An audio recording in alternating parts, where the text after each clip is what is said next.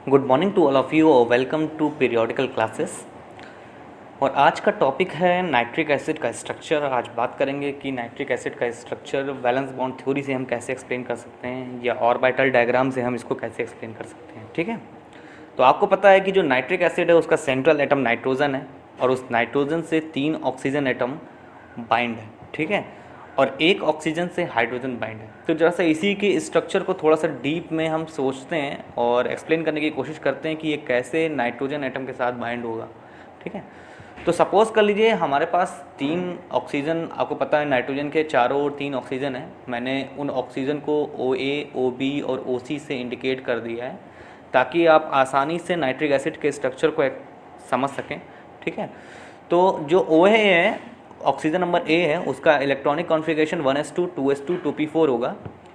2s में 2 electron होंगे, 2p में जो px है उसमें 2 इलेक्ट्रॉन, py में 1 इलेक्ट्रॉन, pz में 1 इलेक्ट्रॉन होंगे। सेम इलेक्ट्रॉनिक कॉन्फ़िगरेशन OB और OC का भी होगा। ठीक है, अब आप देख रहे हैं कि जो ऑक्सीजन नंबर B है उसमें मैंने py में एक इन्वर्टेड इलेक्ट्रॉन दिखाया है। तो आप सोच रहे होंगे इसका इलेक्ट्रॉनिक कॉन्फ़िगरेशन गलत है, लेकिन एक्चुअल में मैंने कुछ इंडिकेट करने के लिए इस इलेक्ट्रॉन को दिखाया है जो कि अभी आपको बताएंगे।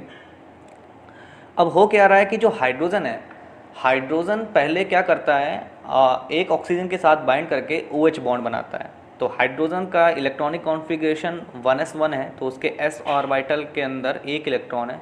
वो क्या करता है, py के साथ बाइंड करता है और बाइंड करके वो ऑक्सीजन नंबर B, जैसे मैंने यहाँ पे शो किया है कि 3 में से किसी के साथ बाइंड कर सकता था, लेकिन ऑक्सीजन नंबर B मैंने दिखाया है कि वो ऑक्सीजन नंबर B के साथ सपोज कीजिए बाइंड करता है और बाइंड करके 1s का इलेक्ट्रॉन py के साथ 2p के साथ बाइंड करता है। ठीक है, और अपोजिट स्पिन में उसके साथ बाइंड करता है।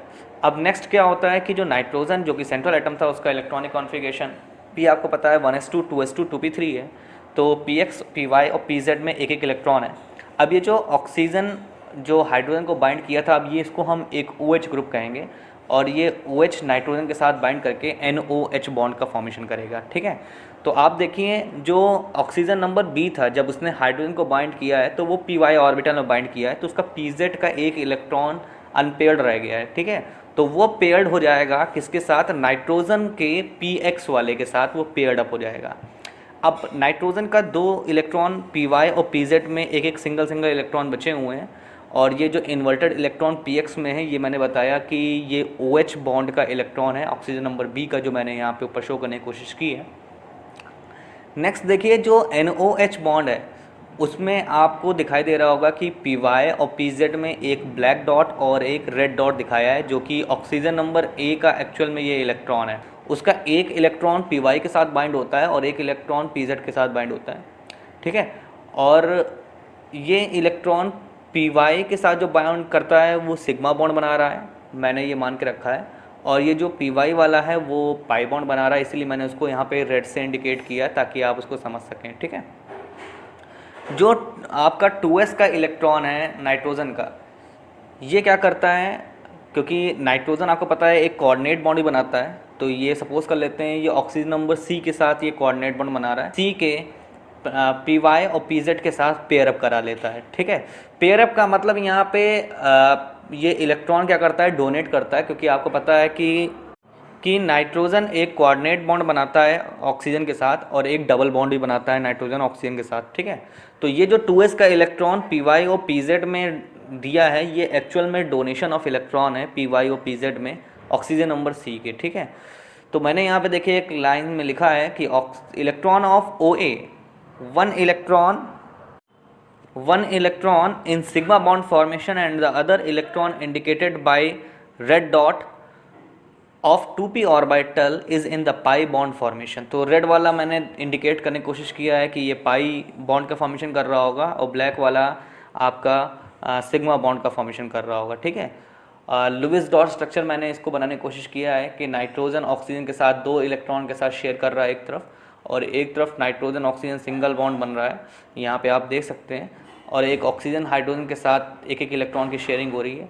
बाद में नाइट्रोजन का ऑक्टेट कंप्लीट जब हो जाता है तो ये nitrogen lone pair electron oxygen को डोनेट कर देता है। ठीक है, तो इसका मैंने बॉन्ड स्ट्रक्चर बनाया है, यहाँ पे आप देख लीजिए कोऑर्डिनेट बॉन्ड स्ट्रक्चर है। जिसमें ऑक्सीजन हाइड्रोजन सिंगल बॉन्ड बना हुआ है, sigma bond, oxygen nitrogen sigma bond, और ऑक्सीजन और नाइट्रोजन के बीच में एक डबल बॉन्ड बना है जिसमें से एक सिग्मा और एक पाई है। तो जो सिग्मा वाला है वो वही पी वाई वाला ब्लैक से मैंने इंडिकेट किया है, और जो पाई वाला है वो पी जेड वाला है जो रेड से इंडिकेट किया है। यहाँ पे वो 2 इलेक्ट्रॉन दिखाने की मैंने कोशिश की है, ठीक है। अच्छा, एक चीज़ और देखिए, ये नाइट्रोजन कोऑर्डिनेट बॉन्ड बना रहा है ऑक्सीजन के साथ भी। हम इस कोऑर्डिनेट स्ट्रक्चर को कोवलेंट स्ट्रक्चर में भी रिप्रेजेंट कर सकते हैं। आप देख रहे हैं कि नाइट्रोजन अपना लोन पेयर इलेक्ट्रॉन ऑक्सीजन को डोनेट कर रहा है, तो क्योंकि नाइट्रोजन ने इलेक्ट्रॉन डोनेट किया इसलिए इसके ऊपर पॉजिटिव चार्ज दिखाया है, और ऑक्सीजन ने इसका इलेक्ट्रॉन एक्सेप्ट किया है इसके लिए इसके ऊपर हमने नेगेटिव चार्ज दिखाया है, ठीक है। और जो नाइट्रोजन है नाइट्रिक एसिड में, उसका हाइब्रिडाइजेशन आप जब चेक करेंगे तो वो हाइब्रिडाइजेशन आपका sp2 आएगा। आप देख सकते हैं कि जो NOH बॉन्ड बना था उसमें 2s ऑर्बिटल, px और py यही बस पार्टिसिपेट किए हैं, pz वाला तो पाई बॉन्ड बनाया था, इसीलिए इसका हाइब्रिडाइजेशन sp2 होगा, ठीक है। ये मैंने कोशिश किया है बताने की जो ऑक्सीजन नंबर A है इसका 2 इलेक्ट्रॉन अनपेयर्ड रह गए थे, ठीक है। क्योंकि देखिए ऑक्सीजन नंबर B तो OH बॉन्ड बना ले गया था, और वो OH का एक अनपेयर्ड इलेक्ट्रॉन तो बाइंड कर गया था नाइट्रोजन के साथ।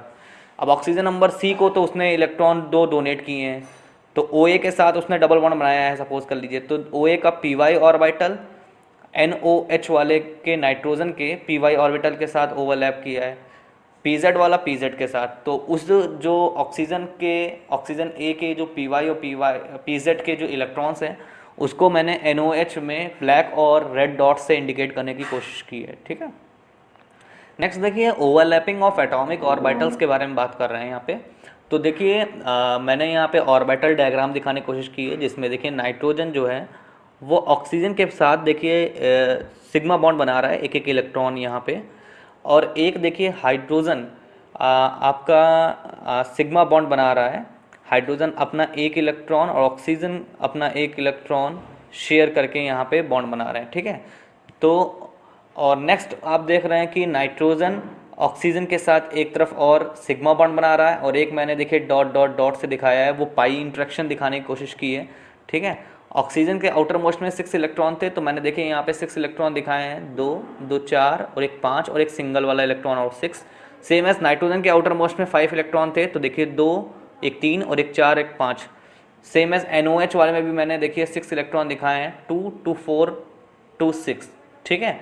और इसी तरीके से मैंने ऑक्सीजन का एक ऑर्बिटल देखिए 6 इलेक्ट्रॉन दिखा के एक वैकेंट कर दिया है, क्योंकि इस ऑक्सीजन का ऑक्टेट कंप्लीट नहीं है, तो नाइट्रोजन अपना एक लोन पेयर इलेक्ट्रॉन उस ऑक्सीजन के वैकेंट ऑर्बिटल में पुट कर रहा है।